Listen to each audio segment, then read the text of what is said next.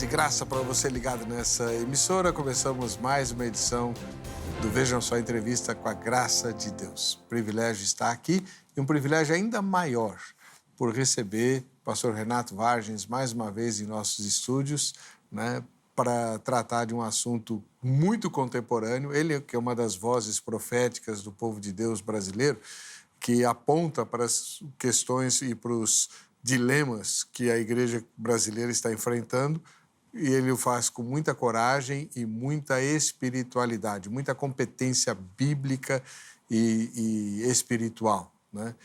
O pastor Renato Vargens, da Igreja Cristã Aliança, muito obrigado por continuar conosco para essa entrevista aqui. Eu que agradeço, pastor Heber, para mim é um prazer enorme poder contribuir com esse programa e também discutir um assunto tão caro à Igreja Evangélica Brasileira nos dias de hoje. Pastor, o senhor tem um ministério que é, obviamente, nas redes sociais, né? Por onde a gente conhece mais o senhor, mas também o senhor pastoreia a igreja local, né?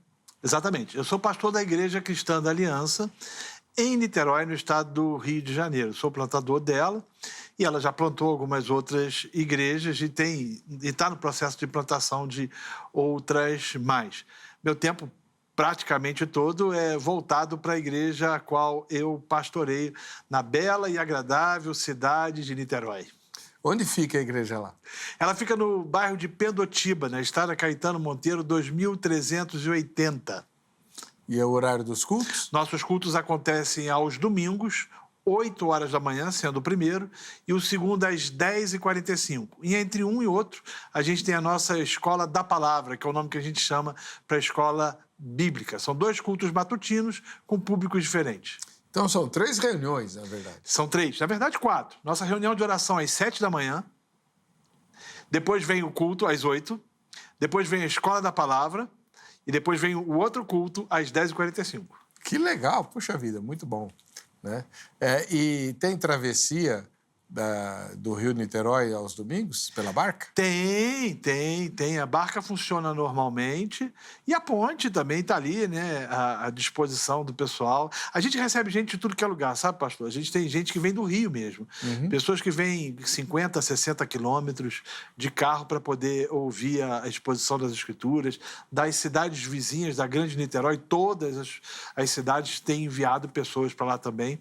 Já foi o tempo em que as pessoas diziam, procure uma igreja perto da sua casa, né? As pessoas hoje estão dispostas a caminhar mais para ouvir o Evangelho. Isso é importante, né, pastor? Porque não estamos mais naquele tempo em que qualquer igreja evangélica pregava a palavra. Sim. Antigamente se dizia isso, procure uma igreja perto da sua casa. Hoje você não pode falar mais isso, né? O reverendo Augusto Nicodemos que diz, procure uma igreja perto da Bíblia, né? Boa. Então, tentar procurar igrejas perto da Bíblia, né? É isso mesmo. Bom, você que está assistindo a gravação pelo YouTube, pode e deve participar do programa. É só entrar nas redes sociais, né? E mandar sua pergunta, seu comentário, tá bom? Eu não sei onde eu pus o meu celular, mas já eu vou encontrá-lo e aí eu leio os seus comentários aqui. E vamos pôr no ar a nossa enquete, a nossa pesquisa. Vamos lá. Em sua opinião, os homens cristãos estão deixando de cumprir o seu papel previsto na Bíblia? Papel previsto na Bíblia. Sim, talvez ou não. Vamos ver o resultado parcial da enquete no final dessa edição. Eu sempre falo parcial porque depois ele muda, né? A enquete continua aberta a receber votos depois da gravação do programa até o dia da exibição. Então, a gente dá o resultado parcial, mas quando você vai no computador lá, opa, mudou o número, né? Mas muito bom.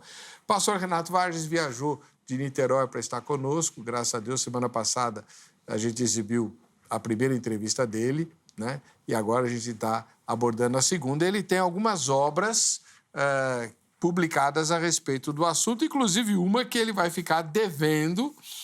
Já vou começar apresentando a sua próxima entrevista, tá? Esse livro aqui, Feminilidade em Crise, né? Da Trinitas, pastor Renato Vargens. Feminilidade em Crise. Uau! É sobre o que esse livro, pastor? Esse livro vai tratar efetivamente da perspectiva que a sociedade tem em relação às mulheres e à feminilidade, né? Então, a gente vive num tempo em que os conceitos bíblicos em relação à feminilidade foram desconstruídos e que, no seu lugar, foram inseridos conceitos absolutamente antagônicos àquilo que a Bíblia trata.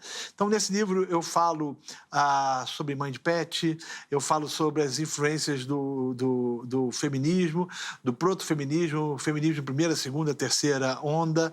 Vou tratar especificamente daquilo que eu chamo de teologia da moda, no ponto de vista das escrituras em Gênesis. Vou abordar uma série de pressupostos dentro do mandato cultural.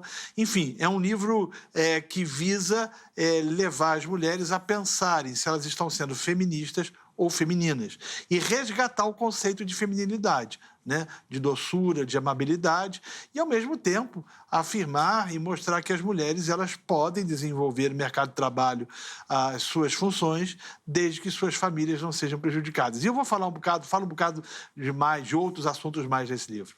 Muito bem, essa já fica o anúncio para a próxima entrevista do pastor Renato Vargas. Agora, vamos lá, os livros ligados ao tema de hoje. Esse aqui é o Paternidade em Crise.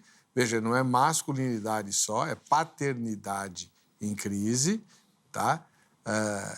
Portanto, a questão dos pais, sim, né? Que é, se não me engano, um segundo livro... O segundo livro da trilogia. Do que o senhor trata, né? E esse aqui, o Masculinidade em Crise e seus efeitos na Igreja. Título do livro que dá origem ao nosso GC, ao tema da entrevista de hoje, tá? Pastor, por que o senhor acha que os homens estão rateando? É interessante que quando as pessoas pensam no tema desse livro, elas automaticamente acreditam que eu vou focar especificamente do ponto de vista ou na questão da sexualidade. Que eu vou tratar da emasculação ou vou tratar de questões relacionadas ao movimento LGBTQI+, X, Z, Y, Z, as letras todinhas do alfabeto. Não é essa a proposta do livro. Ainda que seja um tema que precise ser tratado.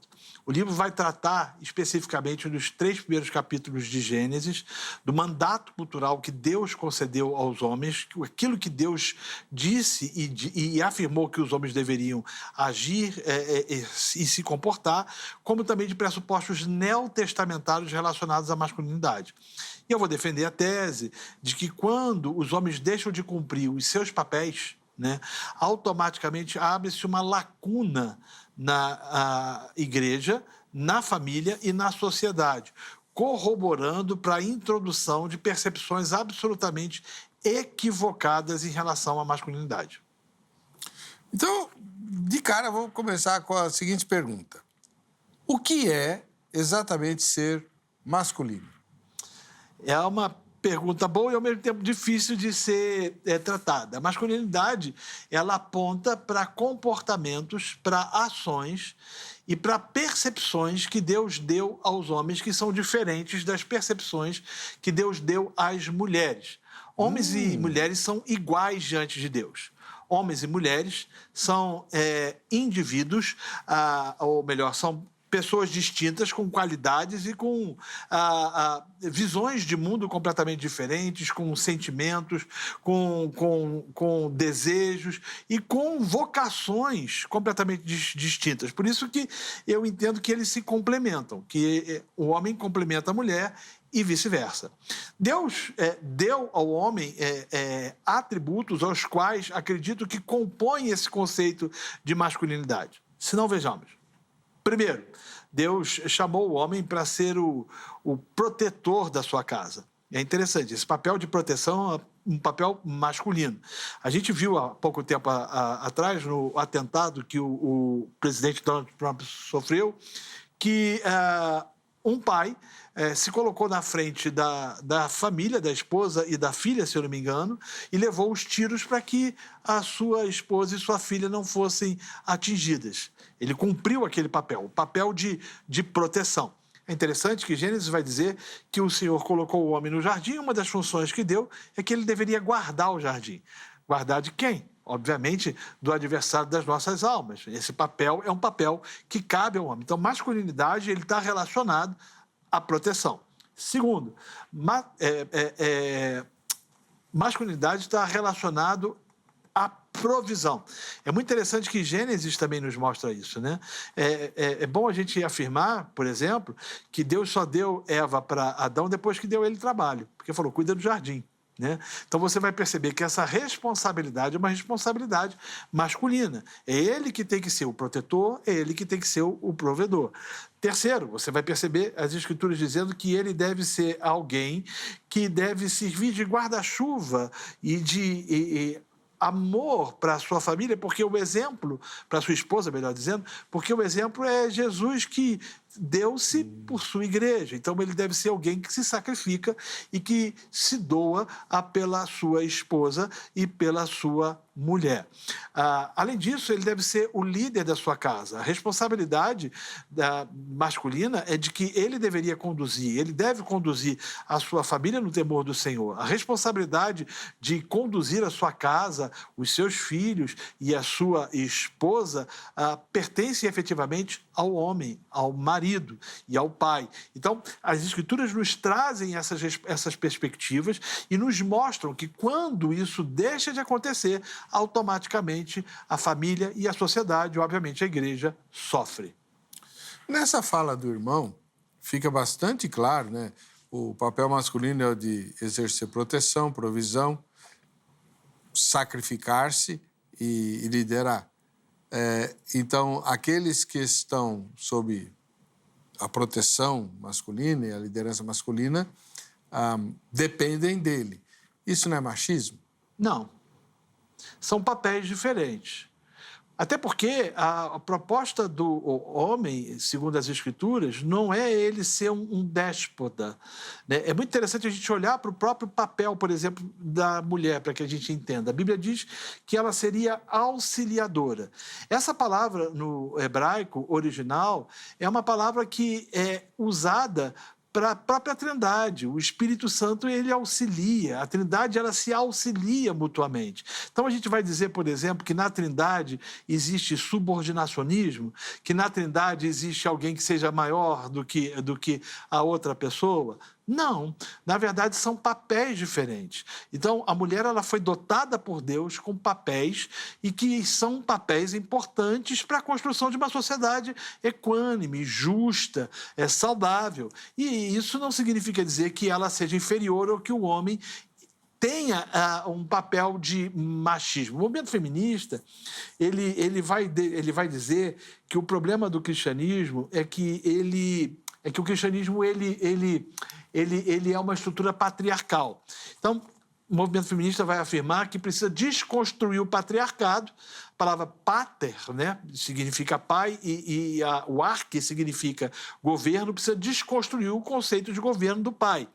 E aí eles vão dizer o seguinte, não, essa estrutura é machista. Ela não é machista. Até porque, do ponto de vista das Escrituras, o homem é chamado a sofrer e a sacrificar para que a sua esposa e filhos tenham uma vida a qual possa ser vivida de forma digna. Então, não existe machismo em hipótese alguma.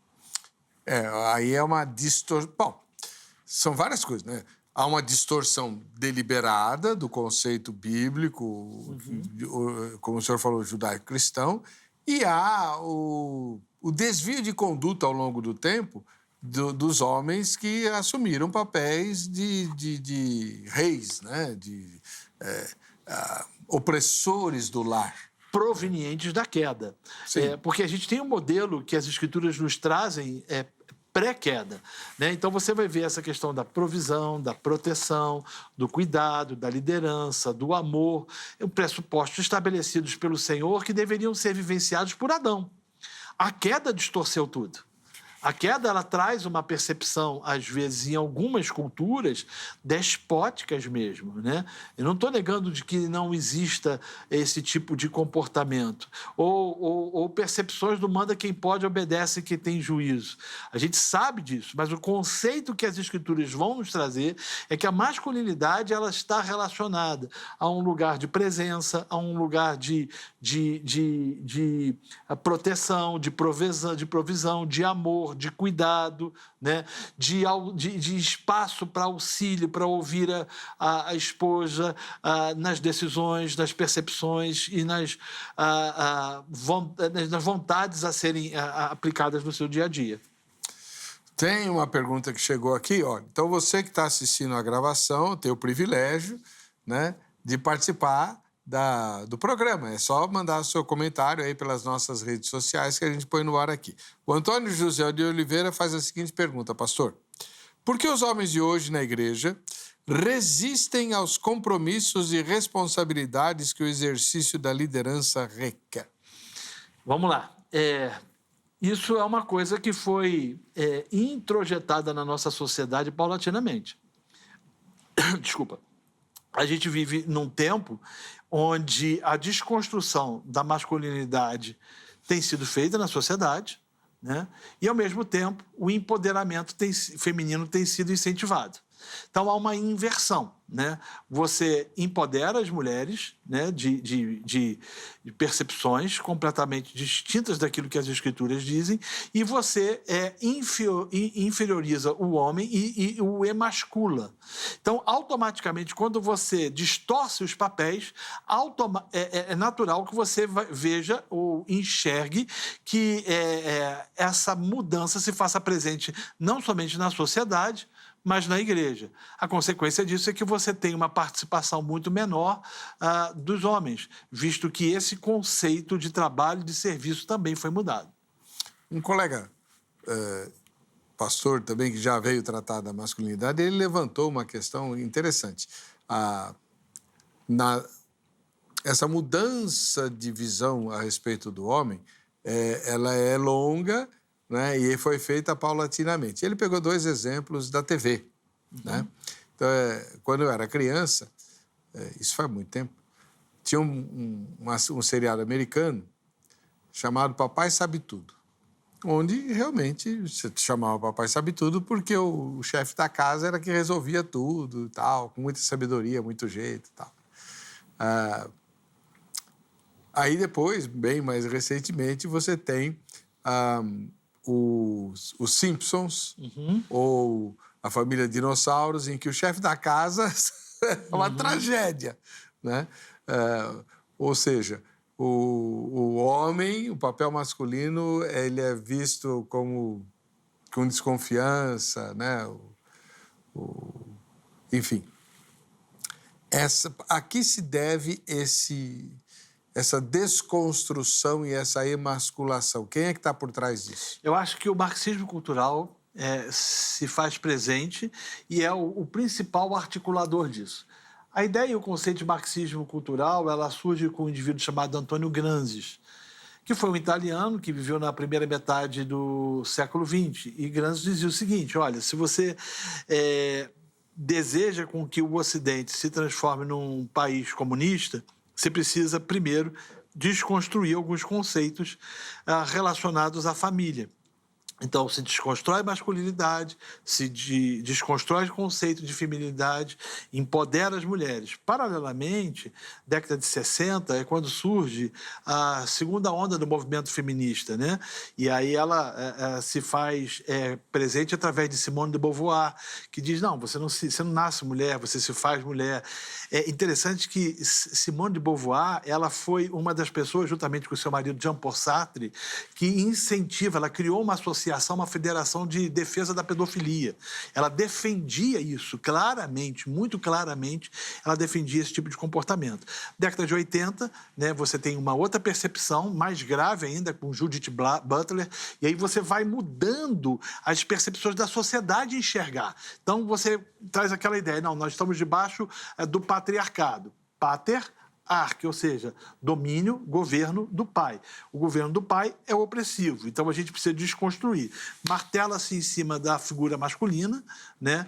Promove-se a desconstrução dos papéis do homem, né? E empodera-se os papéis ou o papel da mulher. A consequência disso é uma confusão social.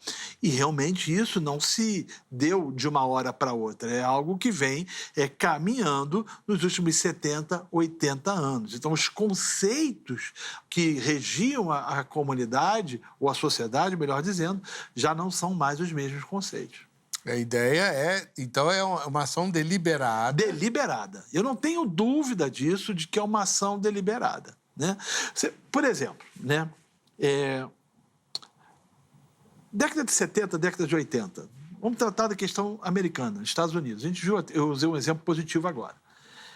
Mas se entra um louco numa escola e ele resolve matar todo mundo, ia ter 3 ou 4 que ia se embolar com ele, podiam até morrer, mas ele não ia fazer o estrago que ele fez. A sociedade hoje é uma sociedade que impôs esse conceito de medo aos homens. Eu vi uma pegadinha na televisão. Eu não sei se eu ria ou se eu chorava. Era engraçado, mas ao mesmo tempo mostra a realidade, né? Dos homens. Um cara se fantasiou tipo de um fantasma, de um monstro, num cemitério. E ele ficava na porta assim, do cemitério, né? Escondido. E quando passava uma pessoa, ele dava um susto e as pessoas, né? Corriam. E aí ele viu um casal, né? O rapaz, marido, namorado, sei lá, tinha mão dada com a menina. Quando ele saiu à porta do cemitério, o cara se desesperou e saiu correndo. Deixou a mulher. Ai, meu pai. Então, assim, você vai ver conceitos interessantes. Por exemplo, apareceu um rato, os homens sobem em cima da mesa, ou uma barata, e pedem para as mulheres matarem. Aí você fala, bobagem. Não, isso é fruto da desconstrução. É fruto da desconstrução. É fruto da desconstrução também a quantidade de homens malandros que não querem trabalhar. Uhum. São sustentados por suas esposas. Eu sei de histórias, de casos que, assim, né, a mulher sai 5 horas da manhã para o trabalho, o sujeito não leva ela no trabalho, ele fica em casa, à noite ela vai para a faculdade, ele não vai buscar porque ele tem compromisso de assistir a série dele na televisão. Que é isso? Né? Que conceito é esse? Né? São malandros, são vagabundos. Se comporta como filho e não como marido. Exatamente. E aí você percebe nitidamente isso, né? Então, essa inversão e essa desconstrução. A consequência disso é o caos. Agora, o irmão perguntou por que os homens não estão assumindo os compromissos na igreja, né? E foi o Antônio José de Oliveira. Nem o líder? Sim, ele não é o líder, ele lidera o quê? Olhe para a igreja. Há muitas pessoas aqui de igrejas diferentes nos assistindo. Vou fazer uma pergunta. Reunião de oração. Quem vai mais? Homens ou mulheres? Tudo bem. Pastor faz uma convocação para uma atividade de evangelismo. Quem dá o nome? As mulheres. Pastor resolve fazer uma convocação para podermos fazer um mutirão na igreja. Quem é que aparece mais? São as mulheres. Esse conceito, né, social, ele entrou na igreja de uma tal forma que os homens se acomodaram. Eles não conseguem dar aquilo que eles não receberam. Eles não conseguem se posicionar e automaticamente há uma transferência de responsabilidade. Então, essa transferência de responsabilidade se deve ao estado social a qual nós estamos inseridos e que tomou conta da igreja também. Então, você vai perceber que essa é uma realidade do Estado, do país, das famílias e, tristemente, da igreja. Então, algumas consequências, né, da ausência masculina? Vamos lá. A igreja se transformou numa igreja mais feminizada. Ela é mais feminizada. Como, pastor Renato? Músicas. Olha para as nossas músicas. As nossas músicas são músicas muito mais femininas. Há uma série de músicas assim, emotivas, né? Eu quero te abraçar, quero calçar os seus sapatos, né? Quero sentar no seu colo. Você vai perceber, né, que há uma questão muito mais de choro, uma ambiência muito mais feminina. Não estou dizendo que não haja espaço para que haja emoção. Não é isso. Até porque eu entendo que a emoção faz parte também do culto público. Claro. Entendeu? Nós somos seres emocionais e emotivos. Então, não é essa a questão. Mas a gente percebe que os nossos cultos, eles se transformaram. Então, abrace seu irmão. Não estou dizendo também que não haja espaço para isso. Vamos orar de mão dadas. Não estou dizendo que não haja também espaço para isso. O que eu estou dizendo é que você percebe que o ambiente litúrgico, ele mudou. E aí eu vou tocar no vespeiro agora. Dança profética, né? Você vê um bocado de homens dançando juntamente com meninas sem o menor sentido, ferindo o princípio regulador do culto, porque acrescenta ao culto aquilo que não deveria ser acrescentado, porque em nenhum momento você vai ver nas Escrituras a defesa de dança. Ah, Miriam dançou, mas não foi no culto. Né? Davi dançou, mas não foi no culto público. Mas você percebe nitidamente, falta masculinidade, automaticamente algumas perspectivas, elas se fazem presentes. Então, canção, você percebe isso nitidamente também em relação às liturgias, principalmente onde se envolve dança, e para mim o mais sério, que é a questão da disciplina eclesiástica. Eu entendo que a feminização da igreja, ela tirou essa característica, esse atributo da disciplina. Eu não concordo com Freud em 99% daquilo que ele diz. Mas Freud, ele fala uma coisa, ele diz que o papel do homem é o papel da lei. Então, a ideia dele é de que o homem em casa, ele impõe lei. Ao mesmo tempo, a presença masculina, ela traz sobre a vida das crianças uma percepção de que existe um limite. Não que as esposas não possam disciplinar. O pessoal daqui a pouco está dizendo que eu estou querendo criar uma estrutura machista. Não é isso. Não que as esposas não possam corrigir, elas podem e devem, mas a figura masculina é diferente. Quando você tira a figura masculina, automaticamente você torna a igreja mais permissiva. Vamos lá. Coração de mãe. Exatamente. Né? Por exemplo, quando uma criança comete uma travessura e que precisa ser disciplinada, a mãe às vezes faz vista grossa, mas o pai, ele é firme. Às vezes é importante, por isso que essa questão do complementarismo, né? Homens e mulheres foram dotados por Deus de forma diferente, e às vezes tem que ser mais maleável mesmo, outras vezes você precisa ser mais firme. Mas você vai perceber que a igreja, essa omissão masculina, tornou ela uma igreja menos firme em relação à disciplina eclesiástica. Ela faz mais vista grossa ao pecado, porque é exatamente essa perspectiva do coração de mãe. E uma vez isso tem muitos anos já, aqui no Vejam Só, na época que adolescente podia participar, né? Antes daquela lei, uma jovem me surpreendeu muito. A gente estava entrevistando lá, era um debate, e uma das moças, que estava na plateia, ela falou assim, pastor, eu gostaria que meu pai me dissesse nãos, alguns nãos. Eu falei, mas por quê? Dá a impressão que ele não se importa comigo. Sim. Obviamente o pai acho que se importava, mas ele acha que para agradar tem que dizer sim o tempo todo. E às vezes não é somente isso, às vezes essa questão da terceirização. Por exemplo, muitos homens têm transferido a responsabilidade para as suas mulheres. Deixe-me aqui trazer um exemplo.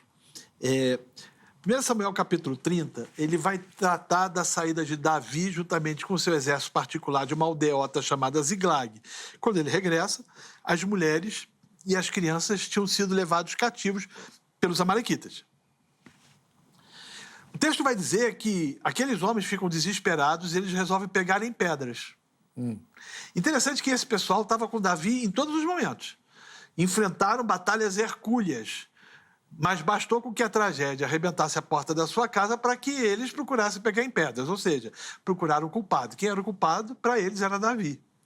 Então, assim, tem dificuldades, homens às vezes têm dificuldade de reconhecer de que eles erraram, de que eles falharam. Ainda que Davi fosse o responsável por conduzir o povo ou para proteger as mulheres e as crianças enquanto parte do seu exército particular saía dali, aqueles homens também podiam ter se posicionado para Davi e dito o seguinte, vamos botar aqui um grupo de sentinelas. Então você vai ver hoje muitos homens que se transformaram em workaholics, que é uma expressão americana para o cara que trabalha compulsivamente, e eles se ausentam de casa e deixam a responsabilidade com suas esposas. E aí, quando a coisa não dá certo, ela é a culpada. Então, a gente vê isso, uma terceirização muito grande, né? Uma ausência masculina muito grande. Para mim, a característica da crise de masculinidade, ela se faz presente na ausência. É na ausência na condução da família, é a ausência na provisão, é a ausência na proteção, é a ausência na orientação, é a ausência no amor. Uhum. Então, quando você é ausente, automaticamente você tem problemas. Não, isso é coisa de mulher, ela resolve. Ela soluciona isso. Quando, do ponto de vista das Escrituras, o homem deveria se fazer presente. Por exemplo, em Israel, uma criança, você vai ver isso no Antigo Testamento, até os 6 anos de idade, Samuel foi desmamado com 6 anos, né? Ele era conduzido pela mãe. Depois, o menino era entregue ao pai. O pai tinha que instruir o menino a valores, conceitos, a princípios lá, que Deuteronômio diz, incute eles na mesa, como também ensinar a eles uma profissão. Então, o que a gente vê hoje é uma ausência. E essa ausência veio por quê? Porque se desconstruiu, né? O homem faz mal. Todo homem não presta. Lembra dessa coisa que as mulheres falam? Todo homem não presta. Nós não precisamos de homens. Nós não precisamos. Os homens, eles têm um governo que nos impõe, que nos oprime. Eu entendo que, por exemplo, o protofeminismo e até a primeira onda do feminismo, quando trata da questão do trabalho, da remuneração e da forma com que a sociedade lidava com as mulheres, foi uma percepção justa, né? Então, por exemplo, você vai ver até 1800 e pouco, né, uma mulher, se ela cometia adultério, ela era escrachada e o homem, de certa forma, podia fazer a mesma coisa e nada acontecia com ele. Pau que bate Chico tem que bater em Francisco, deveria ter a mesma percepção. A própria questão do mercado de trabalho, Revolução Industrial, as mulheres começaram a entrar no mercado de trabalho, se estão trabalhando, elas precisavam, de certa forma, ter uma remuneração justa. A gente sabe que a ausência da mulher de casa, tirando ela de casa, trouxe outros problemas. A questão não é nem essa temática do livro. Eu vou tratar disso no Feminilidade em Crise. Uhum. Mas, né, o que a gente vai perceber é que você enfraquece os homens e você fortalece as mulheres. Por exemplo, houve um caso, eu vou narrar isso no livro, de estupro na Europa. A Sharia, que é a lei que rege os muçulmanos, o Islã, ela diz o seguinte, ela diz que uma pessoa infiel, ela pode sofrer as consequências ou as ações provenientes de um abuso sexual, por exemplo. Na Europa está acontecendo isso. A Sharia? A Sharia, na Europa está acontecendo isso. Então, você pega, é infiel, você força a relação.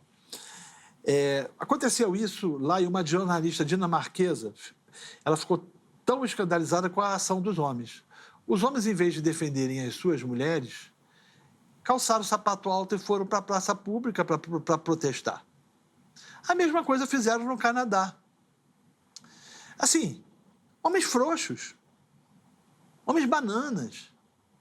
Já põe banana nisso, hein, pastor? Pois, exatamente. Então, assim, você vai perceber essa questão da feminização, né? Por exemplo, a própria questão das vestes, as roupas, elas se tornaram roupas mais feminizadas, as percepções, elas são mais feminizadas, não há firmeza. Se você não tem firmeza masculina, automaticamente você tem problemas na sociedade. E aí alguém vai ter que cumprir esse papel. Quem é que vai cumprir esse papel? Vai tentar cumprir esse papel? São as mulheres. Abandonam seus filhos, abandonam suas casas, abandonam seus lares. Pastor, deixa eu fazer uma pergunta para o senhor. Alguns colegas têm compartilhado essa experiência e que eu mesmo vivi como pastor de igreja local também. Boa parte dos rapazes criados na igreja e que se casam hoje adotam um comportamento como se fosse de solteiro. Gostam de ficar jogando videogame, receber os antigos amigos para jogar, sair para jogar bola com eles, como se a vida de casado fosse uma continuação da vida de solteiro. Isso faz parte dos novos tempos? É bom ou ruim? Como é que o senhor vê isso? Olha, isso eu vou falar isso no livro que eu estou escrevendo, né, que é o Salada de Gerações. Essa geração, tanto a Millennium e principalmente a Millennium e a Z, elas primam pelo individualismo. Observe, vá ao supermercado. Você vai chegar nos balcões e você vai ver muitos produtos para uma pessoa só. A sociedade, de certa forma, ela foi instigada a viver de forma individual. Os relacionamentos, eles são utilitários e eles são descartáveis. Uma outra coisa que a gente percebe é que essa geração está casando cada vez mais tarde. Então, se a geração passada, a X, casava com 22, 21, 23 anos, essa geração está casando com 30, com 35 anos. Um outro ponto interessante é que essa geração ela foi muito mimada pelos seus pais. Então, os seus pais, em vez de os impulsionarem e os prepararem para a vida, de certa forma, não os confrontaram. Eles foram como se paparicados de tal forma que não haja necessidade de tomar uma decisão maior. E quando saem para os seus casamentos, saem completamente despreparados e desqualificados.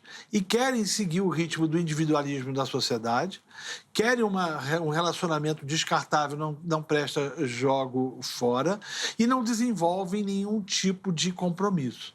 É um erro, é um equívoco, é um problema. Ao mesmo tempo, os homens não estão sendo preparados ou treinados para liderarem as suas casas, para conduzirem as suas casas, porque são crianças, são meninos, né? São indivíduos que querem permanecer no irreal, eles não querem sair da Matrix, eles querem mexer efetivamente na vida como se fosse uma grande brincadeira, um lugar onde pudesse viver a vida de forma onde o prazer se faz presente em suas vidas. É um problema e é grave. Porque automaticamente com isso, se ele não consegue ser homem, ele também não consegue ser pai. A consequência disso, né, são quando se torna pai, e aí você vai ver hoje em dia muito pai de planta, pai de pet, né? Quando se consegue ser pai, né, numa perspectiva completamente atípica e completamente diferenciada daquilo que as Escrituras dizem que deveria ser o comportamento de um marido e de um pai. Voltando ao começo da nossa entrevista, pastor, o senhor fala que, biblicamente falando, o homem e a mulher têm percepções diferentes, Sim. certo? Então, e o senhor usa a ideia do complementarismo. Sim. Então, se é assim, por que Deus criou o homem sem a mulher?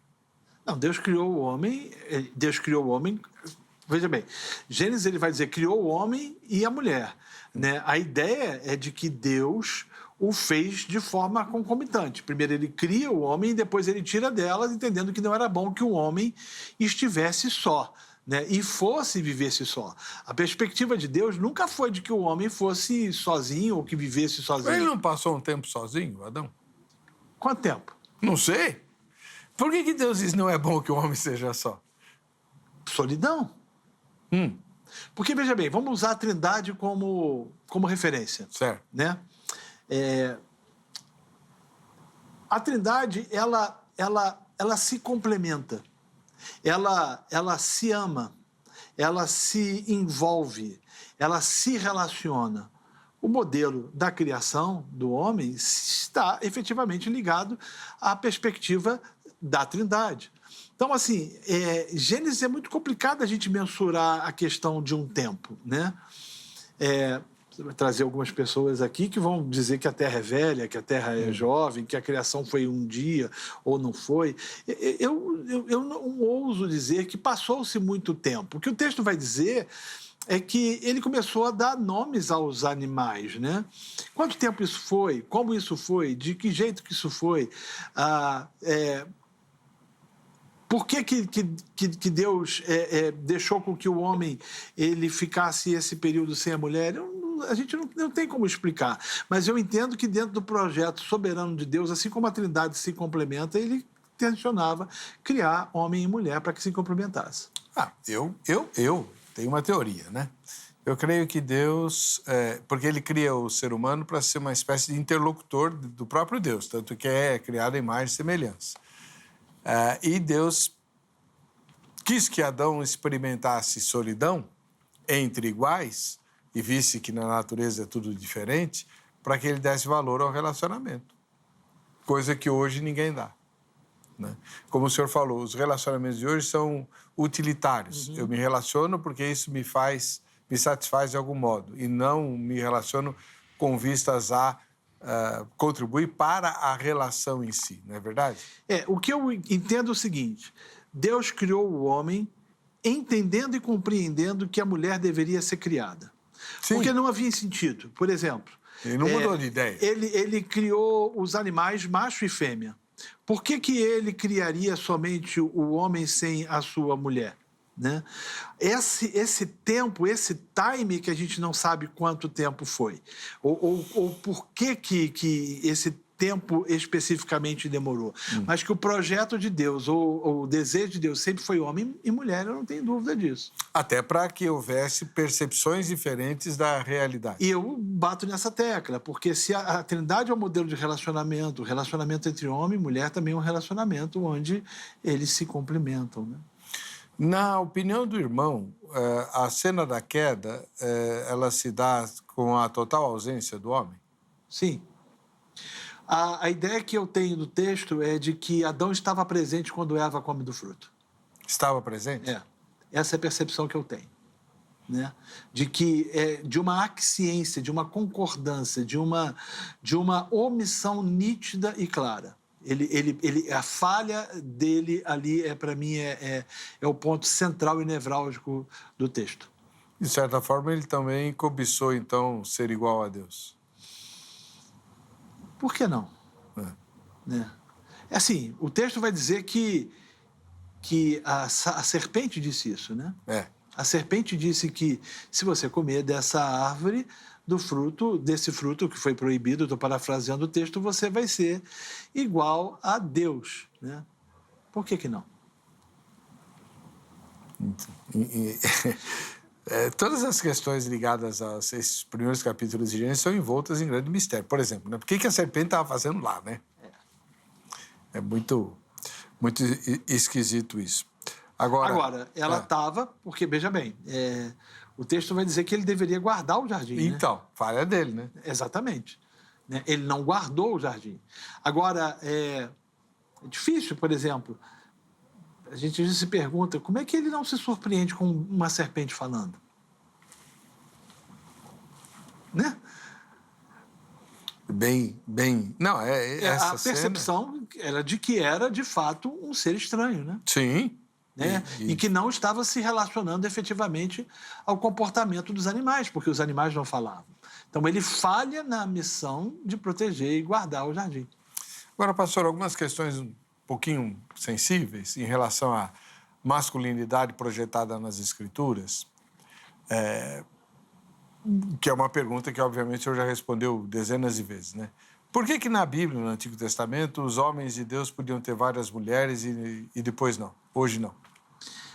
Veja bem, Masculinidade não tem eu a acho- ver também com isso? eu acho que a cultura caída, ela proporcionou esse tipo de comportamento desde o período de Noé. Deus não criou o homem para esse tipo de percepção e para esse tipo de comportamento, mas a queda e os comportamentos provenientes da queda relativizaram o que não podia ser relativizado. Então, assim, Deus, depois da queda, a própria revelação de Deus, ela vai se dando de forma paulatina e vai desconstruindo conceitos equivocados da sociedade a qual estava absorta em princípios e pressupostos ideológicos, filosóficos e até mesmo relacionados à divindade, completamente antagônicos às Escrituras. A própria idolatria, que eu acho que no contexto de Israel era diferente do que a gente chama de idolatria hoje, né? Porque senão não exerceria tanta atração para os israelitas, ela estava muito ligada a essa questão. Sim, Né? exatamente, exatamente. Inclusive, o próprio Luiz Saião ele vai defender de que aquela questão do pecado anterior ao processo ali do dilúvio se dava efetivamente ao conceito da violência e tal, aquilo tudo que aconteceu, se deu efetivamente ao conceito da poligamia, que começou a exercer domínio sobre as culturas e sobre as sociedades na época, né? Muito legal. Agora, pastor, o que a igreja deve fazer para resgatar os homens dessa crise? Então, eu acho que ela precisa voltar a estudar aquilo que as Escrituras dizem a respeito de masculinidade, né? Trazer novamente para as escolas bíblicas voltadas a homens, né? O papel do homem, a responsabilidade do homem, o que é ser homem, as crises relacionadas ao homem da sociedade a qual nós estamos inseridos e aplicar as verdades da palavra de Deus, as verdades da Bíblia. Então, assim, a gente se perdeu na visão, a gente se perdeu no conceito de masculinidade. Nós fomos vencidos por uma sociedade que os pressupostos são absolutamente antagônicos às Escrituras. Então, é voltar às Escrituras e aplicar as Escrituras e ensinar aquilo que as Escrituras dizem a respeito do papel de masculinidade. Então, mas aí, veja, eu vejo mulheres dizendo o seguinte, mas vocês querem que os homens voltem a ser brutos? Né? Eu prefiro o meu marido carinhoso, Esse é um compreensivo. Masculinidade não é algrice. A gente vê hoje muitos movimentos de masculinidade na igreja, ensinando os homens a serem mal educados, ensinando os homens a serem grossos, a serem brutos. Isso não é masculinidade. As Escrituras não tratam de masculinidade dessa parte. As Escrituras vão tratar de masculinidade como amor, né? Assim como Cristo amou a igreja e se doou por ela, o homem tem que amar a igreja e se doar por ela. Amar a sua esposa e se doar por ela. Então, esse conceito de amor precisa também ser redescoberto. O que significa isso? Pedro vai tratar da vida comum do lar, né? O que significa essa questão da vida do comum do lar? Não é tratar a esposa de forma despótica, mas ela é auxiliadora. Ela é voz de Deus em decisões, em momentos nevrálgicos da família. Então, assim, não é em hipótese alguma desenvolver essa ideia do homem ogro, do homem bruto, porque não é isso que as Escrituras defendem. E Jesus nunca fez isso também. Nunca, né? exatamente. Jesus, quando se dirige à mulher samaritana, ele é um gentleman, né?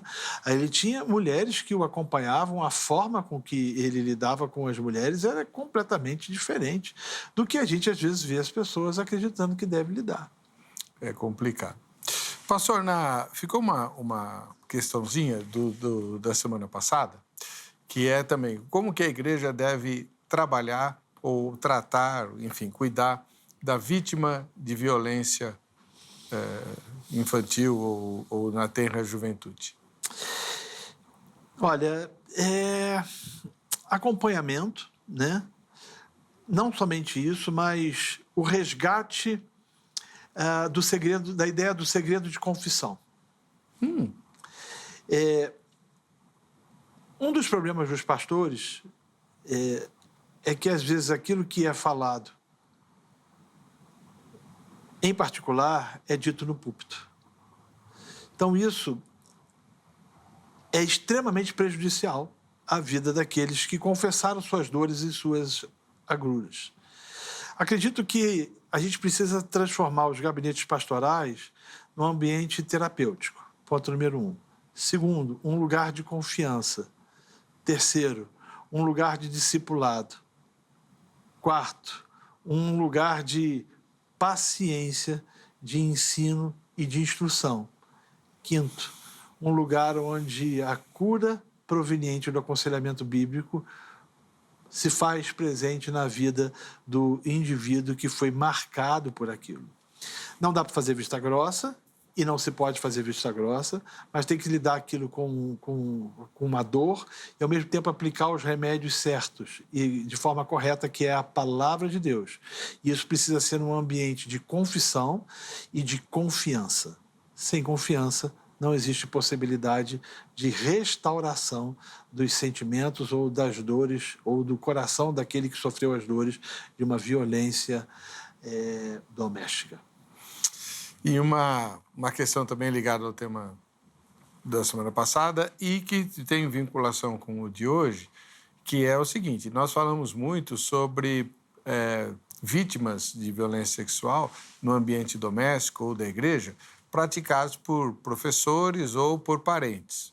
Mas hoje está na moda pastores serem presos por esse tipo de coisa, usando o ministério como artimanha para se envolver com adolescentes e crianças. Que tipo de atitude o senhor acha que a igreja deveria tomar como instituição? Disciplina eclesiástica, né? Por exemplo, a gente está falando sobre a ausência de disciplina, né?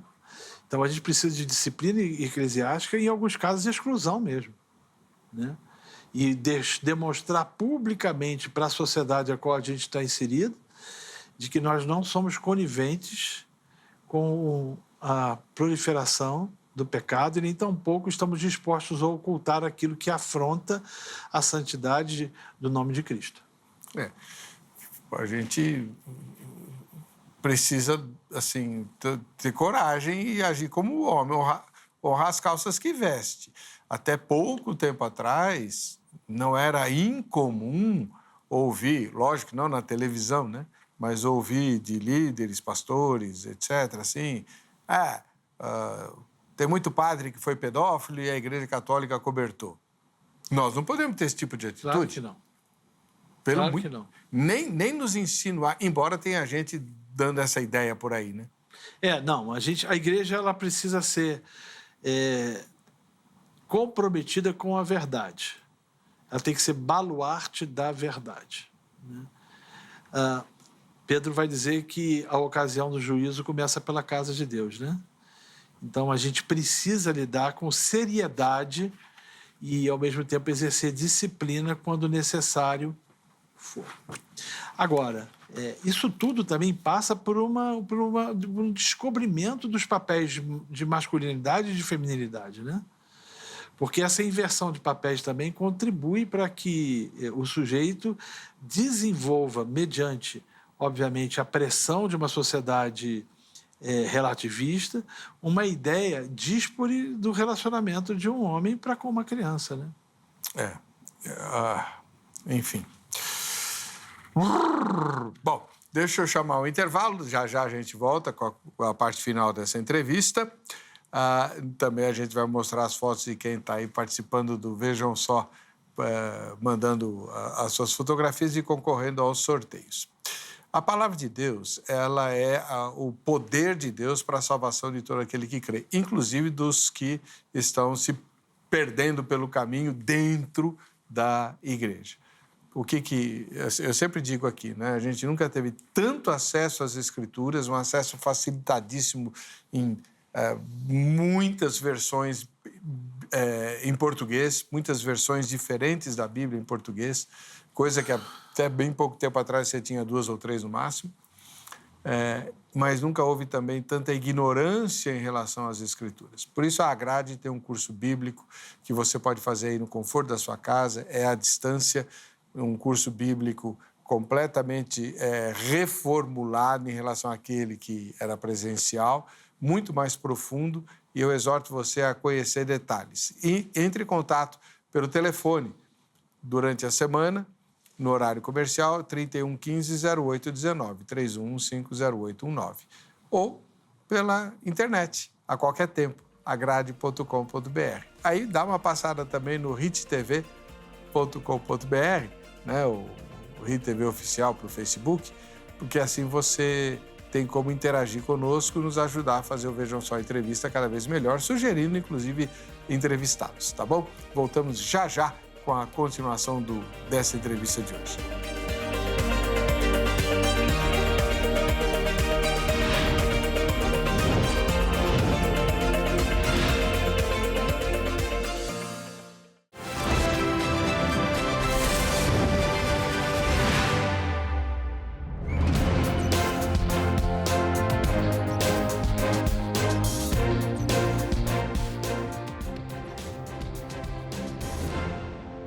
E aí, meu irmão, minha irmã? Tô procurando sua foto aqui. Você já mandou?